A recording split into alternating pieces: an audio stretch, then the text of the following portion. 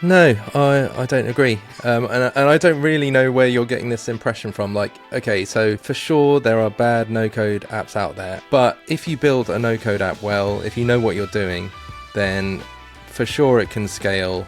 Hello and welcome back to Indie Bites, the podcast where I bring you stories of fellow indie hackers in 15 minutes or less. I'm your host, James McKimben. In this episode, I'm joined by Kieran Ball, who is the founder of NoCodeLife, a selection of case studies of those making successful businesses using no-code. Kieran also has courses on how to become a No Code SaaS founder, specifically using the Bubble platform. I wanted to get Kieran on the pod to discuss and challenge him on the no-code movement, and if you can actually create a scalable product using the tools available, or if no-code serves a slightly different purpose. Now, if you enjoyed my back and forth with Kieran about no-code, there is an extended version of the chat available on the Indie Bites membership for just $60 a year. Head to indiebites.com/membership. And before we get into it, I'd like to thank my sponsor, Email Octopus. Now, Email Octopus are the email platform focused on affordability and ease of use, with a very generous free plan and without some of those bloated features, so you can focus on shipping and growing your audience, which regular listeners know is essential for growth in the early days. So to get started with an email platform that just gets out the way, you can contact up to 2,500 subscribers for free. Head to emailoctopus.com or hit the link in the show notes. Let's get into this chat with Kieran. Kieran, welcome to the pod. How are you doing? I'm doing good. Thanks for having me.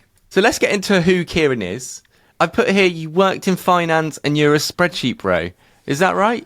I started out my career in finance using a lot of spreadsheets, very, very corporate, and I didn't like the banking aspect. My favourite thing about it was using spreadsheets, which sounds really nerdy, I know, but I think there's a lot of people out there who like spreadsheets. And the thing I liked about spreadsheets would be sitting down and trying to make a new spreadsheet that did cool stuff and had inputs and outputs, and it was basically like a simple app. And I always dreamed of being able to turn a spreadsheet into an app. So that was kind of like the beginnings of my interest in no code. You have tried and failed to learn code. I know a lot of people who have tried and failed to code. So what was your story? Yeah, I mean, I spent probably a decade on and off trying to learn to code, doing like Code Academy, doing like JavaScript and stuff like that. And the thing that I always found the most difficult, like the actual coding part, I quite liked. Like simple JavaScript in Code Academy was good. But the thing I didn't like was often it just feels like you're trying to get your environment set up on your laptop and you're copying and pasting commands from Stack Overflow into your like terminal. And I was thinking, I don't understand what any of these things are doing. I could paste the wrong thing and totally wipe my entire computer. Like, I have no idea. But I found that stuff really, really difficult. I think it's different now because you've got stuff like Replit, which takes care of all those different things, the servers and your environment, and you just do the code. So I think maybe if I learned now, it would be a different story. I've kind of had a similar experience, and this sort of leads us nicely into no-code. I'm grateful that there are no-code tools available that mean not only can I create the media content that I do that is more in my skill set and doesn't require needing how to code, but you can now create SaaS apps and various other things. When did you discover it and get into it, and where does it sort of fit into the timeline of you dabbling with code, working in startups? So in 2015, I co-founded a tech startup with a coder, and I was the non-technical one, and we eventually had a team of like 15 developers. And so I'd spent many years like working alongside these guys, and then I was still like playing around in my spare time with side projects. And then in 2019, I think I saw a tweet or something on Product Hunt, and I discovered Glide apps, which their promise is turn a spreadsheet into an app, and naturally I was like, oh my god, this is what I've been looking for. So I started using that and making little apps, and then I quickly found Bubble, and I just logged in and dragged some stuff onto the page and added some buttons and then added a workflow, and I was like, oh my god, this is exactly what I want. Within 2 months of discovering it, I had built a full SaaS app with payments and like pretty cool functionality. It was like a video testimonials tool. When I messaged you, I was asking for some of your thoughts on no code and what you've done. And you said you've built and launched multiple SaaS products, albeit with minimal success. And I'm guessing a lot of these SaaS products have been using no code. And here's where I think the problem is a lot of the time, that it's really hard to launch something and make it successful with no code because it always feels kind of hacky. Do you think your minimal success with a lot of these SaaS products due to it being no code or the position in the product in the market. Because like if you follow what Damon's done with Testimonial and now Senja, that would suggest that it's not the market or the idea of the positioning. No, I think it's 100% the founder, and yeah, it's not at all the tool. I don't agree that no-code apps are hacky. I'm sure there are lots of ugly ones out there, but yeah, I think my lack of success with my different SaaS projects is 100% because I'm not very good at marketing. That first video testimonial tool, I probably tweeted about it 5 times. I maybe had like 100 followers. I spoke to a couple of friends and said, do you want to use this? And they kind of said yes, and then they kind of didn't use it, and then I just gave up, and I was like, okay, this isn't going to work. And yeah, at that point I just discovered Bubble, so I was like, okay, I've got 10 other ideas I can make, so I just totally just dropped it. What about those that have been successful building no code or apps with no code? I think we see less of them because no code is still a relatively new technology. But yeah, there's definitely a few that are doing really well. So like this one guy, David Bressler, he was on paternity leave and he wanted to try doing a side project, and he just discovered Bubble. So he built this thing called Excel Formula Bot. It took him like 6 weeks from discovering Bubble to building this thing, and then it went viral on Reddit. And from what I've heard recently is he has like 60,000 monthly active users and like 700,000 users in total. So like he's definitely scaling. He went full time on it after I think 6 months. And there's loads of other stories like that. There's like SwapStack, which was recently acquired. It's like a newsletter sponsorship marketplace. They were at 25k MRR when they got acquired, and it took them maybe a year or two to get there. And then there's ones that are doing like, way bigger scale, but you just don't hear about them, or they're a bit shy about revealing their numbers and stuff like that. Yeah, I mean, I feel like they're almost the outlier examples, and even then they're still not massive compared to what you would expect for something that is scaling beyond the point where I feel you can fix things and build new features that customers want without like really pushing the no code tools to their limit.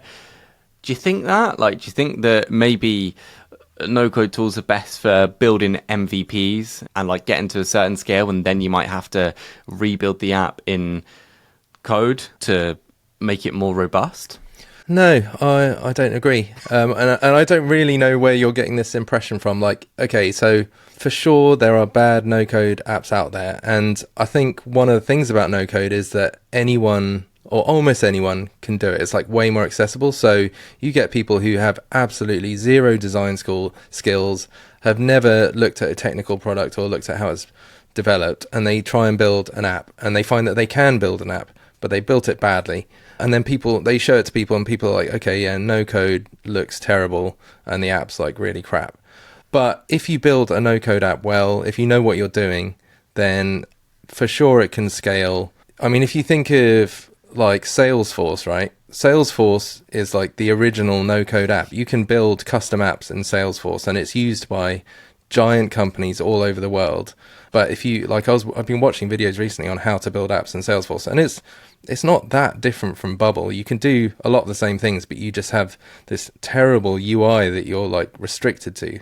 Whereas Bubble is the same principle, build whatever app you want, but you just have so much more flexibility.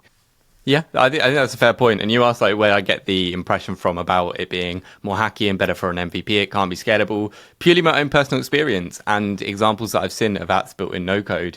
I've always felt that whenever I try to build something, I'm always like restricted to the confines of whatever tool I'm using. And often if I try and change one thing, I need to pair it together with something in the back end with Zapier. And it just feels more hacky because I don't know what I'm doing. And maybe that's the thing. Whereas, because I don't know what I'm doing with code, I wouldn't know where to start. But with no code, it looks more attainable because it's more visual. You can see that you drag these things here to connect this and make an app. But actually, I'm not doing the required effort to learn how you can use the tool better. In terms of your own stuff, NoCodeLife and your courses, where did it start for you telling stories of others, building stuff with no code, and also your courses? So yeah, I mean, I'm trying to build a flywheel where I get people interested in no code, and a lot of people have the same kind of concerns or preconceptions that you do, that you're very limited on what you can build. There's not much of an ecosystem around it. And so I wanted to tell the success stories of people who have successfully changed careers. So like I know tons of people who have gone from other jobs to becoming a full-time no-code builder. And then obviously when people say, oh, actually this does sound good, then I'm like, okay, well I have courses teaching you exactly how to do all this stuff. How's all that going in terms of the course sales and growing all that?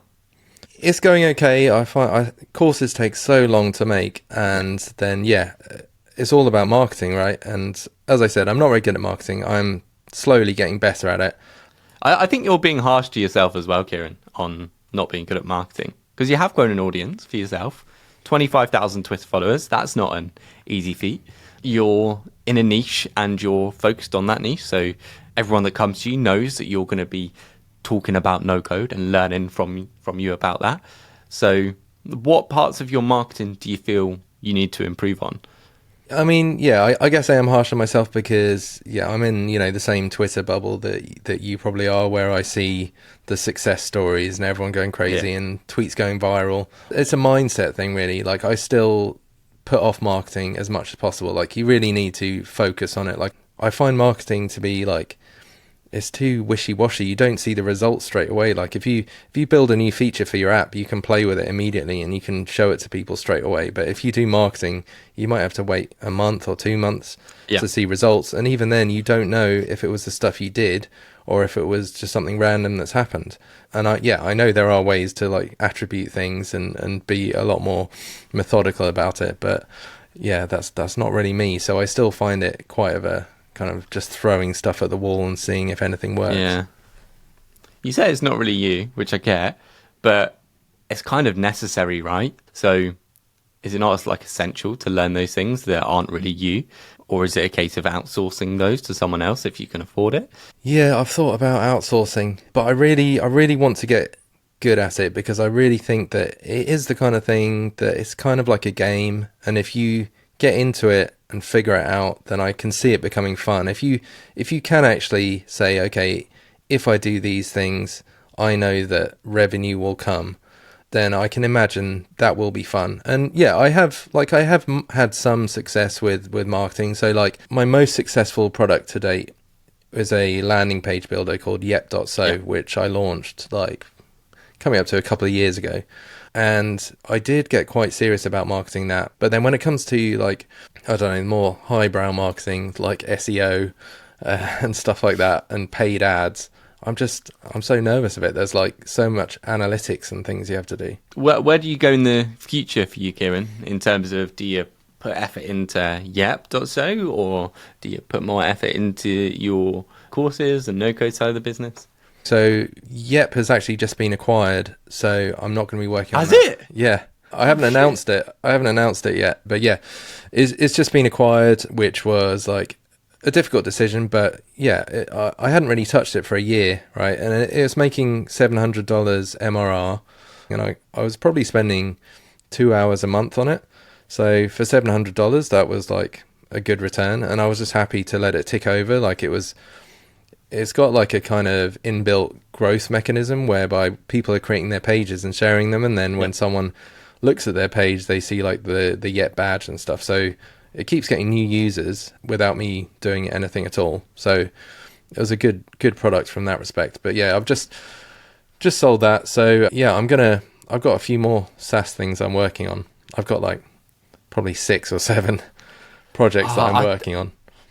This scares me, Kieran. Like, first of all, you had a product that was getting users without you doing anything. Imagine if, now I don't want you to now regret your decision, but imagine if you had put the time into marketing and growing it, if it was getting users without anything, and you say you got 6 or 7 SaaS ideas on the go, it's going to be so hard to make any of those work because you've got your no-code stuff as well. Why is it you've got all of this going on? Yeah, it's partly for bad reasons, partly because I get new ideas, or people approach me with projects they want to work on, and I'm like, this would be great. But on the other hand, like, because I'm making courses and I am building an audience around no code, like it is in my interest to be constantly learning new skills and trying new things. And so a lot of what I do is like I'm playing around with OpenAI every time they release a new thing, I'm learning about it, making tutorials about it, and then maybe I end up making a product. So I've just built this AI interview bot, which I'm gonna try and market it to recruitment agencies and stuff, so they can get candidates to like practice their interview skills with like an AI bot that has the job description. And yesterday I actually told it to pretend it was you doing an Indie Bites podcast and like with these opinions about no code, and then we did like a mock interview, like so I could prepare like how do my answers sound, and then like at the end it gives you feedback. So I just love building stuff like this. Like, it's crazy what you can do, especially with AI now. So did Yep get the same multiple as a traditional SaaS? So you're on 700 MRR, which is about $8,000 a year. Typical SaaS multiples 2 to 3 times. So around 25K. Is that about right? Yeah, that's exactly right. You listen to the pod, so you know I end on 3 recommendations: a book, a podcast, and Indie Hacker. What have you got for me? The one book I picked up recently is the SaaS Playbook by Rob Walling. Yeah. In terms of podcasts, I only really honestly listen to your podcasts. And obviously I love Arvid Carl. And yeah, Indie Hacker, there's someone called Hazel Lim. I don't know if you're aware of her. And I just think she's putting out the best content of anyone at the moment. Like, a lot of the formerly good tweeters are now like just too successful, and she is just like scrappy, and she's experimenting in public with like AI and no code. Definitely. Kieran, thank you so much for coming on the pod. Thanks for having me. Thank you for listening to this episode of Indie Bites. Don't forget you can get access to the full conversation on the Indie Bites membership by hitting the link in the show notes. And a thank you again to my sponsor, Email Octopus, for making the show happen. That's all from me. See you next week.